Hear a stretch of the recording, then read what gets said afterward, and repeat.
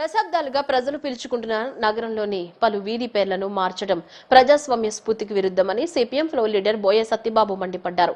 అప్రజాస్వామిక ప్రతిపాదనను వెంటనే ఉపసంహరించుకోవాలని, లేని పక్షంలో 21వ తేదీన జరిగే కౌన్సిల్ సమావేశంలో 63 మంది కార్పొరేటర్లు, మేయర్ మరియు కమిషనర్ దృష్టికి ఈ అంశాన్ని తీసుకువెళతామని హెచ్చరించారు. మెజారిటీ ఉందని మొండిగా నిర్ణయాలు తీసుకుంటే ప్రజల పక్షాన న్యాయపరమైన పోరాటానికి కూడా సిద్ధమని బోయ సత్యబాబు స్పష్టం చేశారు. మోటూరి హనుమంతరావు శ్రామిక భవన్లో సిపిఎం ఫ్లోర్ లీడర్ బోయ సత్యబాబు విలేకరుల సమావేశం నిర్వహించారు. ఈ సందర్భంగా ఆయన మాట్లాడుతూ ఈ నెల 21న జరగనున్న విజయవాడ నగరపాలక సంస్థ సర్వసభ్య సమావేశంలో 50వ డివిజన్కు చెందిన సాయిబాబా గుడి వీధి పేరును మార్చి వైఎస్ఆర్సీపీ ఫ్లోర్ లీడర్ వెంకట సత్యనారాయణ తన కుటుంబ సభ్యుల పేరు పెట్టాలని చూస్తున్నారని, ఇది అత్యంత అనాగరికమైన చర్య అని ఆయన విమర్శించారు. విజయవాడ నగరపాలక సంస్థ సర్వసభ్య సమావేశం 21వ తేదీన జరగబోతుంది. ఈ సమావేశంలో 50 డివిజన్కు సంబంధించినటువంటి వీధి పేరుకు సంబంధించి వైసీపీ ఫ్లోర్ లీడర్ అయినటువంటి వెంకట సత్యనారాయణ గారు ఒక ప్రతిపాదన పెట్టారు. ఇక్కడ ఉన్నటువంటి సాయిబాబా గుడి అని నేను పుట్టక ముందు నుంచి ఇక్కడ స్థానిక ప్రజలు పిలుచుకుంటూ నామకరణం అయినటువంటి రోడ్డుని ఈరోజు వాళ్ళ పార్టీకి సంబంధించినటువంటి కుటుంబ సభ్యుల పేర్లు పెట్టేదానికి ప్రతిపాదనలు పెట్టారు. ఇది ప్రజాస్వామ్య స్ఫూర్తికి విరుద్ధం, ప్రజల యొక్క గౌరవానికి భగ్నం కలిగించే చర్య. ఈ విషయంలో ఇప్పటికే ఆ ఫ్లోర్ లీడర్ గారికి సంప్రదించి మా అభ్యంతరాలు కూడా తెలియపరిచాం. ఇది ప్రజా వ్యతిరేకమైన ప్రతిపాదన, దీన్ని మీరు ఉపసంహరించుకోవడం మంచిదని. ఆయన చెప్పే మాట ఏంటి, ఇది మా పార్టీ ఆదేశాలు మేము పాటించాలంటున్నారు.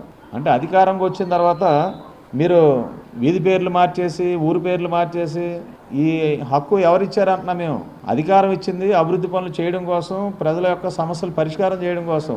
పేర్లతో రాజకీయాలు చేయాలనుకోవడం ఇది అవివేకమైన చర్య. వెంటనే ఈ ప్రతిపాదన ఉపసంహరించుకోవాలని మేము డిమాండ్ చేస్తున్నాం.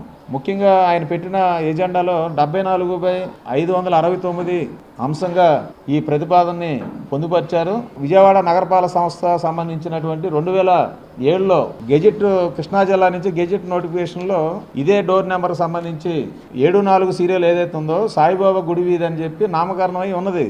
కనీసం గత కౌన్సిల్లో ఏం నిర్ణయాలు జరిగి ఉన్నాయో, ఏ పేర్లు ఉన్నాయనేది కూడా మీరు చూడకుండా, పరిశీలించకుండా, అధికారం ఉందని చెప్పి అహంకారంతో, ఆధిపత్య ధోరణితో మేమేం చేసినా చలామణి అవుతుందనే ఈ రకమైనటువంటి పేర్లు దందా కార్యక్రమం చేయడం అంటే ఇది ప్రజాస్వామ్యాన్ని కూని చేయడం, పౌరుల హక్కుల్ని కాలరాయడం, కౌన్సిల్ యొక్క చట్టాలని తొంగలో దొక్కడం అనేది ఈరోజు మేము తెలియజేస్తున్నాం.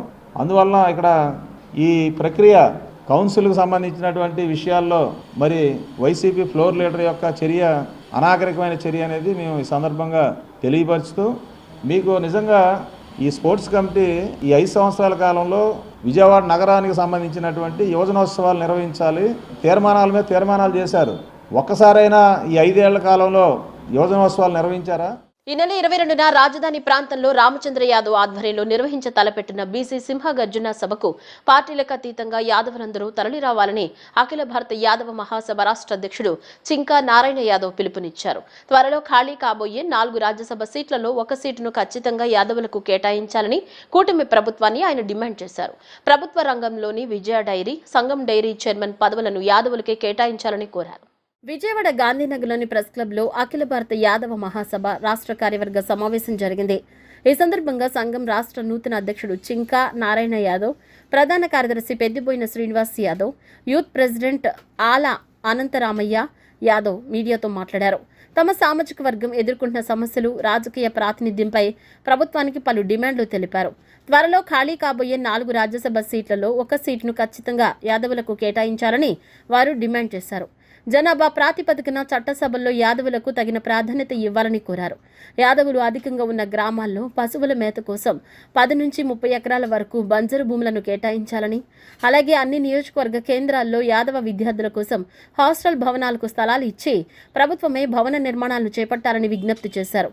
ప్రభుత్వ రంగంలోని విజయ డైరీ, సంగం డైరీ చైర్మన్ పదవులను యాదవులకే కేటాయించాలని కోరారు. 50 ఏళ్లు నిండిన బీసీలందరికీ పెన్షన్ పథకాన్ని అమలు చేయాలని ప్రభుత్వాన్ని డిమాండ్ చేశారు. బీసీలపై జరుగుతున్న భౌతిక దాడులను అరికట్టడానికి వెంటనే బీసీ సంరక్షణ చట్టాన్ని తీసుకురావాలని, బాపట్ల వంటి ప్రాంతాల్లో యాదవులపై జరిగిన దాడులను తీవ్రంగా ఖండిస్తున్నామన్నారు. రేపు 22వ తారీఖున బీసీవై పార్టీ నిర్వహించే రామచంద్ర యాదవ్ గారి బీసీ సింహగర్జన్ని ఆంధ్రప్రదేశ్లో ఉన్నటువంటి ప్రతి ఒక్క యాదవ సోదరులందరూ కూడా ఒక్కొక్కరు వచ్చేసి తలా నలుగురిని పట్టుకొని గ్రామ ఎస్సీ ఎస్టీ బీసీ మైనార్టీ అందరినీ కూడా ఒక్కొక్కరు నలుగురిని తీసుకొని ఆ మీటింగ్కి జయప్రదం చేయవలసిగా కోరుతున్నాము. రామచంద్ర యాదవ్ గారు కొంచెం మానవతావాది, విలువలతో కూడుకున్న వ్యక్తి, ఆయనకి ప్రతిభావంతుడు. ఆయన ఇప్పుడు ఉన్నటువంటి రాజకీయ నాయకులతో పోల్చుకుంటే ఆయన చాలా సేవ చేయగలుగుతాడు. అందుకని మేము యాదవ్ జాతి ముద్దుబిడ్డ. ఒక యాదవ్ జాతికే కాకుండా ఆయన బీసీలు కానీ ఎస్సీలు కానీ ఎస్టీలు కానీ కాపులు కానీ కమ్మలు కానీ అందరికీ కూడా టికెట్ ఇవ్వడానికి రెడీగా ఉన్నాడు ఆయన. కాబట్టి ఆయన ఒక యాదవ్ జాతి ముద్దుబిడ్డ కాకుండా అన్ని ఒక పార్టీ వైపు నుంచి కూడా చూసినట్టయితే చాలా మానవతావాది, విలువలతో కూడుకున్న వ్యక్తి ఆయన. కాబట్టి ఆయన రేపు బీసీ సింహగర్జన, బీసీ సంరక్షణ చట్టం అమలు చేయాలని చెప్పేసి, రాజధానిలో 1000 ఎకరాలు బీసీలకి కేటాయించాలని, సమగ్ర కులగణన చేపట్టాలని చెప్పేసి, చట్టసభల్లో బీసీలకి రిజర్వేషన్ ఇవ్వమని చెప్పేసి ఇవన్నీ ఎజెండా పాయింట్లుగా పెట్టుకుని వర్క్ చేస్తున్నారు. ఇవన్నీ కూడా మన బీసీలు, అందులో బీసీ కులంలో కూడా యాదవ్ కులం ఉంది కాబట్టి యాదవ్ సోదరి మనందరూ కూడా రాష్ట్రంలో జరిగేటటువంటి ఈ సింహగర్జన్ని ఈ పార్టీలకు అతీతంగా టీడీపీ కావచ్చు, వైసీపీ కావచ్చు, కాంగ్రెస్ పార్టీకి, జనసేన, బీజేపీ కావచ్చు, ఏ పార్టీలో ఉన్నటువంటి యాదవ్ సోదరులందరూ కూడా పార్టీలకు అతీతంగా మీరు ఆ మీటింగ్ అటెండ్ అయిపోయి సింహగర్జన్ని మీరు విజయవంతం చేస్తారని చెప్పేసి ఆశిస్తున్నాను. ఈరోజు అన్ని జిల్లాల్లో కూడా యాదవుల అభివృద్ధి సంక్షేమ దిశగా మేము అడుగులేస్తూ అన్ని కమిటీలు వేసుకోవడానికి సిద్ధంగా ఉన్నాం. ఈ రోజున ఈ సందర్భంగా ఈ కాటమరాజు జయంతి, ఈ 12 రోజుల జయంతి ఉత్సవాలు అనేవి జరుగుతున్నాయి. 12వ తారీఖు 22వ తారీఖు కాటమరాజు జయంతి, ఈరోజు ఛత్రపతి శివాజీ జయంతి కూడా ఉంది. కాబట్టి ఆ మహనీయులకు ఘననివాళులు అర్పిస్తూ ఏదైతే బీసీల హక్కుల సాధనకై యాదవుల అభివృద్ధికై పోరాడుతున్న మన రామచంద్ర యాదవ్ గారు సింహగర్జన అనే కార్యక్రమాన్ని రేపు జ్యోతిరావు పూలే, మహాత్మా జ్యోతిరావు పూలే అంబేద్కర్ ప్రాంగణంలో నాగార్జున యూనివర్సిటీ ఎదురుగా సింహగర్జన కార్యక్రమాన్ని ఏదైతే ఏర్పాటు చేశారో, ఒక బీసీల కోసం, యాదవుల కోసం, నిమ్న వర్గాల కోసం పోరాడుతున్న మరి రామచంద్ర యాదవ్ గారికి నైతిక బాధ్యతగా మేమంతా కూడా అఖిల భారత యాదవ మహాసభ రాష్ట్ర కమిటీ తరఫున మేమంతా కూడా ఆయనకు మద్దతు తెలుపుతూ ప్రతి ఒక్కరూ కూడా మరి ఫిబ్రవరి 22వ తారీఖు ఆదివారం జరిగే సింహగర్జన సభకి వేలాదిగా యాదవులు, బీసీలు, ఎస్సీ ఎస్టీ మైనార్టీ వర్గాలు అందరూ కూడా ఆ కార్యక్రమానికి అటెండ్ అయ్యి విజయవంతం చేయాలని అఖిల భారత యాదవ మహాసభ తరఫున కోరుతా ఉన్నాం. అఖిల భారత యాదవ మహాసభ అనే ఒక సంస్థ యాదవుల యొక్క అభ్యున్నతికి, ఐక్యతకు, ఆర్థికంగా స్థిరపడటానికి, అట్లానే ఉద్యోగ విషయాల వాళ్ళకి కావాల్సినటువంటి సహాయ సహకారాలు అందించడానికి, మరి ముఖ్యంగా చట్టసభలు ఏవైతే ఉన్నాయో చట్టసభల్లో దామాషా ప్రకారం, వాటా ప్రకారం మా యాదవ జాతికి రావాల్సినటువంటి హక్కుల కోసం కొట్లాడతాం, పోరాడతాం, ఫైటింగ్ చేస్తాం. ఎన్ని ఎమ్మెల్యే సీట్లు రావాలో మేము రప్పించుకుంటాం, ఎన్ని ఎంపీ సీట్లు కావాలో మేము తెప్పించుకుంటాం. ఇందాక మా సోదరులు చెప్పినట్టుగా రేపు 4 రాజ్యసభ సీట్లు ఖాళీ అవుతూ ఉన్నాయి. అందులో ఖచ్చితంగా సింహభాగంగా ఉన్నటువంటి యాదవులకి ఖచ్చితంగా రాజ్యసభ సీటు ఇవ్వాలని మేము డిమాండ్ చేస్తూ ఉన్నాం. అదే మాదిరిగా యాదవుల మీద భౌతిక దాడులు ఎక్కువ జరుగుతూ ఉన్నాయి. మొన్న మధ్యనే బాపట్ల దగ్గర యాదవుల మీద భౌతిక దాడి జరిగింది. దాన్ని యాదవ్ మహాసభ తరపున తీవ్రంగా ఖండిస్తూ ఉన్నాం, హెచ్చరిక చేస్తూ ఉన్నాం. ఎక్కడైతే భౌతిక దాడులు జరుగుతాయి కబడ్దార్ జాగ్రత్త అని హెచ్చరిస్తూ ఉన్నాం. లయన్స్ క్లబ్ నేత్ర వైద్య సేవలు అభినందనీయమని ప్రముఖ పారిశ్రామికవేత్త ఆకుల శ్రీనివాస్ కుమార్ అన్నారు. ఉమ్మడి కృష్ణా జిల్లాలో గత 40 ఏళ్ల నుంచి లయన్స్ క్లబ్ ఆధ్వర్యంలో పేదలకు అనేక సేవా కార్యక్రమాలు నిర్వహిస్తున్నామని తెలిపారు. Lions Club of Vijayawada east ఆధ్వర్యంలో కొత్తపేట నెహ్రూ బొమ్మ సెంటర్లో గల భారతీయ విద్యానికేతన్ స్కూల్లో ఉచిత కంటి వైద్య శిబిరాన్ని నిర్వహించారు. డాక్టర్ అగర్వాల్ హాస్పిటల్ సౌజన్యంతో ఏర్పాటైన నేత్ర వైద్య శిబిరాన్ని ప్రముఖ పారిశ్రామికవేత్త Akula Srinivas Kumar, Lions Club of Vijayawada jubilee vision care cabinet ప్రతినిధి ఎర్రంశెట్టి శ్రీనివాసరావు ఇతర క్లబ్ ప్రతినిధులతో కలిసి ప్రారంభించారు. అనంతరం ఆకుల శ్రీనివాస్ కుమార్ మాట్లాడుతూ, సర్వేంద్రియానం నయనం ప్రధానం అంటారని, అలాంటి కంటి చూపును కాపాడుకోవాల్సిన ఆవశ్యకత ఉందన్నారు. సెల్ ఫోన్లు వీక్షించడాన్ని తగ్గించాలని విద్యార్థులకు సూచించారు. కంటి చూపు ప్రాధాన్యత గురించి, మాదక ద్రవ్యాల వలన కలిగే అనర్థాల గురించి విద్యార్థులకు కౌన్సిలింగ్ ఇవ్వాల్సిన అవసరం ఎంతైనా ఉందన్నారు.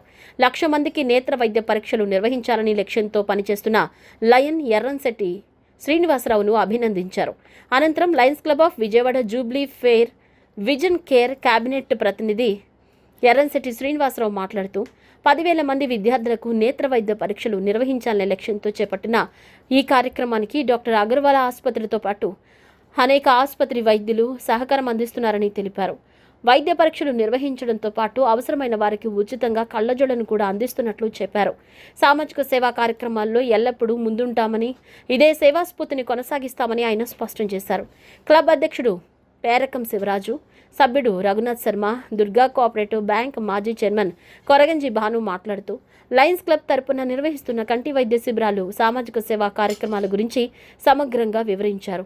ఈ కార్యక్రమంలో club past district governor D Gopinath, Sivaram, Allam Purnachandrarao, Koraganji Bhanu, దొడ్ల రాజా, పోతిన ప్రకాష్, గోలి లక్ష్మీకాంత్, పొట్నూరి రాజా పాల్గొన్నారు. విద్యార్థులకి రోజున సుమారుగా ఒక 60 మందికి విద్యార్థులకి కళ్ళజోళ్ళు ఇవ్వటం జరిగింది.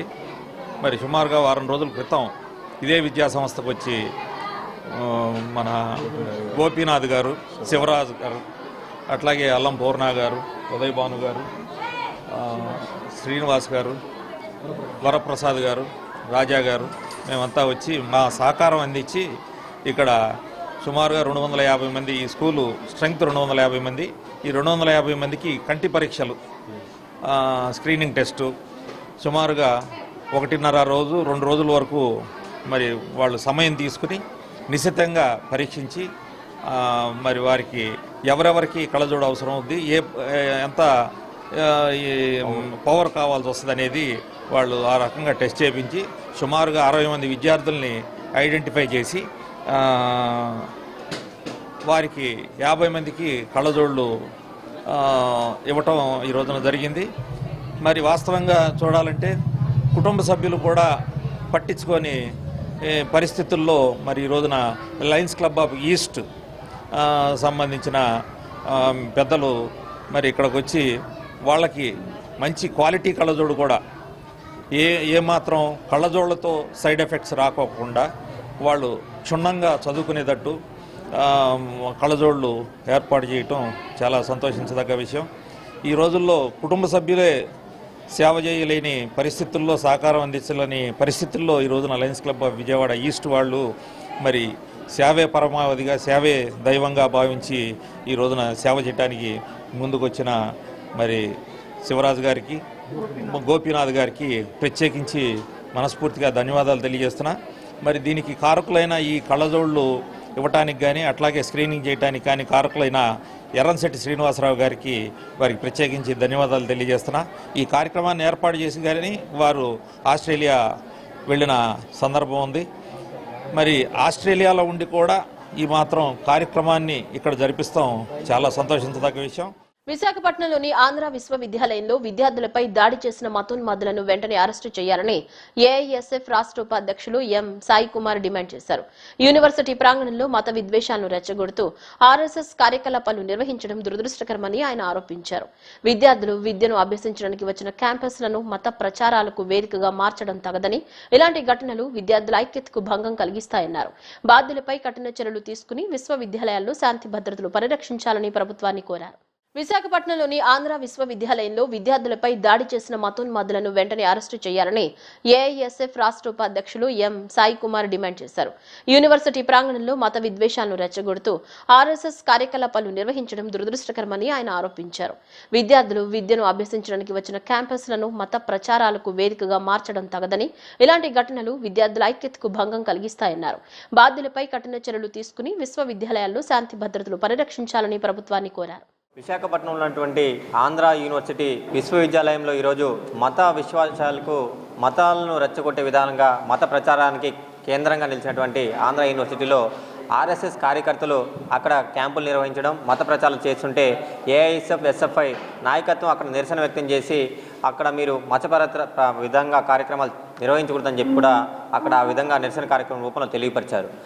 అనంతరం రెండో రోజున మళ్ళీ ఆర్ఎస్ఎస్ కార్యకర్తలు ఆ కార్యక్రమం నిర్వహిస్తూ ఆ పద్ధతిలో ఉన్నటువంటి ఎవరైతే ఏఐఎస్ఎఫ్ ఎస్ఎఫ్ఐ నాయకులు ఆనాడు ముందుటి రోజున నిరసన వ్యక్తం చేసి మీరు మత ప్రచార కార్యక్రమాలు నిర్వహిస్తున్నారని చెప్పి నిరసన వ్యక్తం ద్వారా తెలియజేశారో వారిపైన కూడా ప్రత్యక్షంగా దాడికి పాల్పడ్డారు. దానిని నిరసిస్తూ ఏఐఎస్ఎఫ్ ఎస్ఎఫ్ఐ నాయకులు అదేవిధంగా విశ్వవిద్యాలయంలో ఉన్నటువంటి ప్రతి ఒక్క విద్యార్థులందరూ కూడా ఈ యొక్క ఆర్ఎస్ఎస్ మత ప్రచారం చేస్తుంది. ఇక్కడ ఉన్నటువంటి విద్యార్థులందరూ కూడా ఈరోజు అనేక మతాలతో కూడినటువంటి విద్యార్థులు ఈరోజు క్రిస్టియన్స్, హిందువులు అందరూ కూడా ఇక్కడ ముస్లిమ్స్ అందరూ కూడా ఈరోజు మతాన్ని చూడకుండా ఈరోజు మనందరం కూడా మానవులం, మనందరం కూడా మిత్రులం, సోదర భావంతో పెరిగి మనందరం కూడా విద్యను అభ్యసించాలని చెప్పి కూడా అక్కడ విశ్వవిద్యాలయంలో అలాంటి విద్యార్థుల మధ్య ఇక్కడ ఆర్ఎస్ఎస్ హిందూ భావజాలంతో మతాల ద్వారా రెచ్చగొడుతుందని చెప్పి దాన్ని వ్యతిరేకిస్తూ బంద్కు పిలుపడం జరిగింది. బంద్కు పిలుపునిచ్చిన అనంతరం వెంటనే ఉన్నత విద్యాశాఖ అధికారులు అక్కడ విశ్వవిద్యాలయంలో ఉన్నటువంటి అధికారులు రెక్టర్ గారు, వీసీ గారు విద్యార్థులను పిలిపించి మీరు చర్చలకు రండి అని చెప్పి పిలుపునిస్తే అదేవిధంగా ఏఐఎస్ఎఫ్ ఎస్ఎఫ్ఐ నాయకులు అదేవిధంగా విద్యార్థులందరూ కూడా అక్కడ రిజిస్ట్రార్ గారి కార్యాలయంకి వెళ్ళారు. అక్కడ వీసీ గారు అక్కడ వేరే కార్యక్రమాల పనిలో బయట ఉన్న సందర్భంలో రిజిస్ట్రార్ గారి దగ్గరికి వెళ్తే అక్కడ చర్చలకు వెళ్ళినటువంటి ఏఐఎస్ఎఫ్ ఎస్ఎఫ్ఐ నాయకులు విద్యార్థులపైన అందరూ కూడా ఎవరైతే శాంతియుతంగా చర్చలకు వెళ్ళారో వారిపైన ఏబీవీపీ గూండాలు బయట నుంచి అసలు విద్యార్థులు లోపల ఉన్నటువంటి విశ్వవిద్యాలయంలో విద్యార్థులు కూడా గారు వాళ్ళు బయట నుంచి వచ్చి విద్యార్థులు ఎవరైతే శాంతియుతంగా చర్చలకు ఉన్నారో వాళ్ళపైన వాటర్ బాటిల్స్, చెప్పులతో ఆడపిల్లలను కూడా చూడకుండా వాళ్ళపైన దాడి చేసే ప్రయత్నం వాళ్ళపైన చేశారు. దీన్ని మేము తీవ్రంగా ఖండిస్తున్నాం. మీకు ఏదైనా ఉంటే మీరు చర్చలకు రావాలి, కానీ శాంతియుతంగా చర్చలకు వచ్చి అక్కడ చర్చించడానికి అప్పటికే ఉన్నటువంటి విద్యార్థులపైన మీరు దాడి చేయడం సరైన పద్ధతి కాదు. వీరు ఒక విద్యార్థి సంఘమా చెప్పి మేము అడుగుతున్నాం. ఈరోజు ఆర్ఎస్ఎస్ అనేది ఒక మత సంస్థ. ఆనాడు కొన్ని సంవత్సరాల క్రితమే మీది మత సంస్థ మత ప్రచారాలు చేస్తుంది. మతంతో పేరు చెప్పి ఈరోజు మత్తుమందు రూపంలో విద్యార్థుల దగ్గర నుంచి మానవులపైన వాళ్ళపైన దాడి చేస్తుందని చెప్పి ఒకరిపైన ఒకరు ఘర్షణ పెడుతుందని చెప్పి కూడా బ్యాన్ చేసినటువంటి ఆర్ఎస్ఎస్ సంస్థ ఈరోజు మేము మానవుల కోసం సమాజంలో మంచి పనులు కార్యక్రమాలు చేస్తున్నామని చెప్తే ఎవరు నమ్ముతారని చెప్పి ఈ సందర్భంగా మేము అడుగుతున్నాం. గోవధను అరికట్టడమే లక్ష్యంగా ఛత్రపతి శివాజీ మహారాజ్ సేనను స్థాపించినట్లు ఆ సంస్థ అధ్యక్షులు కుక్కపల్లి నాగేశ్వరరావు స్పష్టం చేశారు. రాజస్థాన్, గుజరాత్ రాష్ట్రాల తరహాలో ఆంధ్రప్రదేశ్లో కూడా గోవధ నిరోధక చట్టాన్ని కఠినంగా అమలు చేయాలని ప్రభుత్వాన్ని డిమాండ్ చేశారు. రాజకీయ పార్టీలు హిందూ ఓటు బ్యాంకును తక్కువ అంచనా వేయవద్దని, పండుగలు మరియు కార్యక్రమాల నిర్వహణలో హిందువుల పట్ల వివక్ష చూపటం ఆపాలని ప్రభుత్వాన్ని కోరారు. ఛత్రపతి శివాజీ మహారాజ్ సేన ఆధ్వర్యంలో విజయవాడ వించిపేటలోని కార్యాలయ ప్రాంగణంలో శివాజీ జయంతి వేడుకలు ఘనంగా నిర్వహించారు. ఈ సందర్భంగా సంస్థ అధ్యక్షులు కాళీ నేతృత్వంలో శివాజీ విగ్రహానికి పూలమాలలు వేసి నివాళులర్పించారు. అనంతరం జెండాను ఆవిష్కరించారు. ఈ సందర్భంగా సంస్థ అధ్యక్షులు కుక్కపల్లి నాగేశ్వరరావు మాట్లాడుతూ గోవధను అరికట్టడమే లక్ష్యంగా ఛత్రపతి శివాజీ మహారాజ్ సేనను స్థాపించినట్లు ప్రకటించారు. రాజస్థాన్, గుజరాత్ రాష్ట్రాల తరహాలో ఆంధ్రప్రదేశ్లో కూడా గోవధ నిరోధక చట్టాన్ని కఠినంగా అమలు చేయాలని ప్రభుత్వాన్ని డిమాండ్ చేశారు. గోవులను వధించే వారిపై తాము ప్రత్యక్ష చర్యలకు దిగుతామని, గోమాతను కాపాడే క్రమంలో ప్రాణాలకైనా తెగిస్తామని హెచ్చరించారు. హిందూ ఓటు బ్యాంకును తక్కువ అంచనా వేయవద్దని, పండుగలు మరియు కార్యక్రమాల నిర్వహణలో హిందువుల పట్ల వివక్ష చూపటం ఆపాలని ప్రభుత్వాన్ని కోరారు. సంస్థ వ్యవస్థాపకులు కాళీ మాట్లాడుతూ రాష్ట్రంలో గోహత్యలను తక్షణమే నిలిపివేయాలని, మాంసం విక్రయదారులు వారం రోజులుగా తమ వ్యాపార తీరు మార్చుకోవాలని అల్టిమేటం జారీ చేశారు. గోవుపై కత్తి పడనివ్వబోమని, ఒకవేళ జరిగితే తాము ప్రత్యక్ష పోరాటానికి సిద్ధమని స్పష్టం చేశారు. ధర్మానికి లేదా దేవాలయాలకు ముప్పు వాటిల్లితే ఈ శిక్షణ పొందిన యువత పోరాటంలో ముందుంటుందని పేర్కొన్నారు. ఆసక్తి గల యువకులు శివాజీ మహారాజ్ సేనలో చేరాలని వారు పిలుపునిచ్చారు. మేము ఈ ఛత్రపతి మహారాజ్ సేన అనే నిర్మాణం చేయడానికి గల కారణం, గోవధని ఫస్ట్ ఈ రాష్ట్ర ప్రభుత్వం నిషేధించాలి, చట్టాన్ని అమలు చేయాలి. గోవుల్ని వధించే వాళ్ళకి సపోర్ట్ చేయకుండా రాజస్థాన్, గుజరాత్ అక్కడ ఏ విధంగా అయితే గోవధ చట్టం తెచ్చారో, కూటమిలో ఉన్న ప్రభుత్వంలో ఉన్న భారతీయ జనతా పార్టీ నాయకులు కూడా అనుకూలంగా ఈ రాజస్థాన్, గుజరాత్ తరాలో ఇక్కడ గోవధ చట్టాన్ని అమలు చేయాలని, అది అమలు చేయని పక్షంలో గోవుల్ని ఎవరైతే వధిస్తారో వాళ్ళకి మేము ప్రత్యక్ష కార్యాచరణ అనేది ఉంటుంది. మేము ఎక్కడైతే గోవు వధిస్తారో ఆ గోవు వధించే చోటకెళ్ళి మేము వాళ్ళని ఆపుతాము. ఒకవేళ వాళ్ళు ఏదైనా ప్రత్యక్ష దాడికి దిగితే మేము కూడా దాడులు చేయడానికి వెనకాడం. మా గోమాత తలని తీసేసిన వాడి తల మేము కూడా తీస్తామని ఈ సందర్భంగా తెలియజేస్తున్నాం. మేము అరెస్ట్ అయినా ఎవరికి భయపడేది లేదు. అరెస్ట్ ఎన్ని రోజులు జైల్లో ఉంచలేరు మమ్మల్ని. కాబట్టి ఈ గోవధ చట్టాన్ని అమలు చేసి తీరాల్సిందే. ఎవరైనా మా దాడికి వ్యతిరేకంగా వస్తే మేము దాడి చేయటానికి కూడా సంసిద్ధం. అందుకే ఈరోజు ఛత్రపతి శివాజీ మహారాజ్ సేన అనేది నిర్మాణం చేసాం. ఇది మొత్తం స్టేట్ అంతా తిరిగి దీనికి అందరినీ కార్యాచరణ చేసి కార్యమోహాలు చేసి మేము ఏ విధంగా అయితే ఉన్నామో ఆ విధంగా దీని మీదే ప్రత్యక్ష శరణ తీసుకొని అందరినీ ఇందులోకి వచ్చి ఇన్వాల్వ్మెంట్ చేసేటట్టు చేస్తాం. అలాగే హిందువులంటే చులకనగా చూడకూడదు. హిందూ ఓట్ బ్యాంక్ కూడా ఉంది. మీకు ముస్లిం ఓటు బ్యాంకే కాదు, క్రిస్టియన్ ఓటు బ్యాంకే కాదు, హిందువులు ఇవాళ మోల్చుకుంటున్నారు. మీరు హిందువులను మోసం చేస్తే మీకు పుట్టగతులు ఉండవని చెప్తున్నాం. ఛత్రపతి శివాజీ గారిని మనమందరం ఎంతో గుర్తు చేసుకోవాల్సిన అవసరం ఉంది. ఎందుకంటే ఆయన చిన్నతనంలోనే 16 సంవత్సరాల నుంచి కూడా మన కోసం పోరాడి మరి అనేకమైన మరి పోరాటాలు మరి ఆయన ఆలోచనలో విధానంలో మాత్రం ఆయన ఎత్తుకు పై ఎత్తు వేసి మరి ఎలా ఢీకొనాలనేది కూడా ఆయన ఆలోచన చేసిన మహావీరుడు. మరి మహిళల గురించి కూడా ఎంతో పోరాటం చేశారు. వారిని మనమందరం కూడా జ్ఞాపకం చేసుకోవాల్సిన అవసరం ఎంతైనా ఉంది. మనం అందరం చేసుకోవాలి తప్పనిసరిగా. మరి అలాగే నేను హ్యూమన్ రైట్స్ తరఫున మరి వీరితో కూడా నేను ఛత్రపతి శివాజీ గారి టీముతో సహకరిస్తాను. ఇక నుంచి మాది ఆంధ్ర తెలంగాణ టీం ఉంది, మేము కూడా సహకరిస్తాము. మరి గోమాత చట్టం అనేది కూడా కంపల్సరీగా తీసుకురావాలి. ఎందుకంటే గోమాతని దేవుడిగా పూజించే ఈ క్రమంలో మరి గోమాతల్ని మరి అతి దారుణంగా రోడ్ల మీద వదిలేయటం, మరి అలాగే దాన్ని చాలా ప్రమాదకరంగా కూడా జనాలు అంటే నేను చెప్పలేకపోతున్నాను, అలా చేయకూడదు. గోమాతని పూజించే దైవంగా మనం చూసుకోవాల్సిన అవసరం ఉంది. కాబట్టి ఎన్నో కారణాలు ఉన్నాయి. ఇవాళ మనం చూస్తూ ఉన్నాం, అధ్యక్షులు వారు చెప్పారు, అదేవిధంగా హ్యూమన్ రైట్స్ మేడం గారు కూడా చెప్పారు. మొట్టమొదటిగా గోహత్యని ఆంధ్ర రాష్ట్రంలో నిషేధించాలి. దానికై మేము ఎటువంటి చర్యలు తీసుకోవడానికైనా ముందుకు వెళ్ళడానికి సిద్ధంగా ఉన్నాం. రెండోది మహిళల భద్రత విషయంలో ఈరోజు మేము 2500 మందిని కృష్ణా జిల్లాలో సుభిక్షకులైనటువంటి శిక్షణ కలిగినటువంటి పిల్లల్ని తీర్చిదిద్దుతున్నాం. వాళ్ళు మార్షల్ ఆర్ట్స్ కానివ్వండి, కర్రసాము కానివ్వండి, కత్తిసాము కానివ్వండి, షూటింగ్ కానివ్వండి, అదేవిధంగా వారి ధర్మం మీద ఏదైనా ఇబ్బంది కలిగితే, గుళ్ళ మీద కానీ ధర్మానికి కానీ ఇబ్బంది కలిగితే వారు కూడా ప్రత్యక్షంగా ఆ పోరాటంలో పాల్గొంటారు. సో దయచేసి మేము కూడా ఈ యొక్క ఉద్యమంలో పార్టిసిపేట్ చేస్తాం అనుకున్న ప్రతి యువకులు కూడా ఛత్రపతి శివాజీ మహాసేనలో చేరాల్సిందిగా కోరుతా ఉన్నాం. అదేవిధంగా అధ్యక్షులు వారు చెప్పినట్టుగా ఎటువంటి పరిస్థితుల్లోనైనా సరే గోహత్య చేయదలుచుకున్న వాళ్ళకి అల్టిమేట్ జారీ చేస్తూ ఉన్నాం. ఇక ముందు మీరు చేసి ఉండొచ్చు కాక వారం మీకు సమయం ఇస్తూ ఉన్నాం. ఈ వారంలోపు మాంసపు కొట్టులని దయచేసి మూసివేసి మీరు వేరే అన్ని వ్యాపారాలు చేసుకోవాల్సిందిగా కోరుతా ఉన్నాం. గోహత్య కనుక జరిగితే అక్కడ మేము ప్రత్యక్షంగా మమ్మల్ని ఏం చేసినా సరే గోవుని మీద కత్తి పెట్టనివ్వం. బులెటిన్ ముగించే ముందు హెడ్లైన్స్ మరోసారి.